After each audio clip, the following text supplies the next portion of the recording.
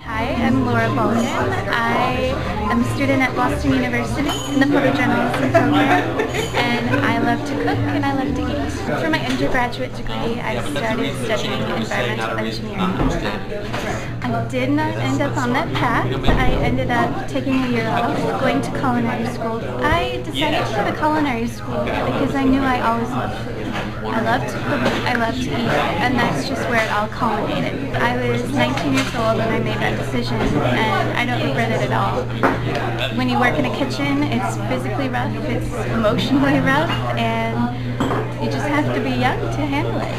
In culinary school, they taught us in the French technique, so we learned both savory and sweet. So that means they taught us appetizers, entrees, as well as desserts. So we learned to bake, we learned to make plated desserts, and it was wonderful. The program was partially in Boulder, Colorado, and then the other part was in Avignon, France, in the south of France.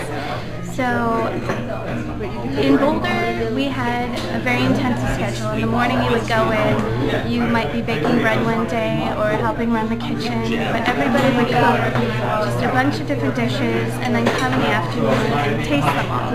So that was the fun part. In Avignon, France, what we did is in the morning we would go to the markets, we would buy fresh produce, the best that we could, and then we would take it back to the kitchen and cook just a delicious meal. And then for the rest of that time in France, we worked as stagiaires in a restaurant, which basically means that you work for free in exchange for culinary knowledge. So my favorite part about culinary school was meeting people and working with people who had the same passion for food that I did. It was just so refreshing to see that there were other people out there who just felt very strongly about what is on our plate and how it got there. The one kitchen disaster that I remember distinctly was in our first exam. So what we had to do is prepare a certain number of predetermined dishes, and one of them was carrot soup. So, I was a young culinary student and very nervous and cutting frantically, and as I'm cutting the carrots for the carrot soup, I just gashed my pinky. It was horrible, but I always teach you that no matter what happens, you have to keep cooking. So here I am trying to cut with my hand in the air, and it was a disaster. Culinary school made me appreciate small-scale producers more than ever. Whether that's the farmer who produces a very small amount of amazing cheese, or a small grape grower who turns their product into beautiful wine.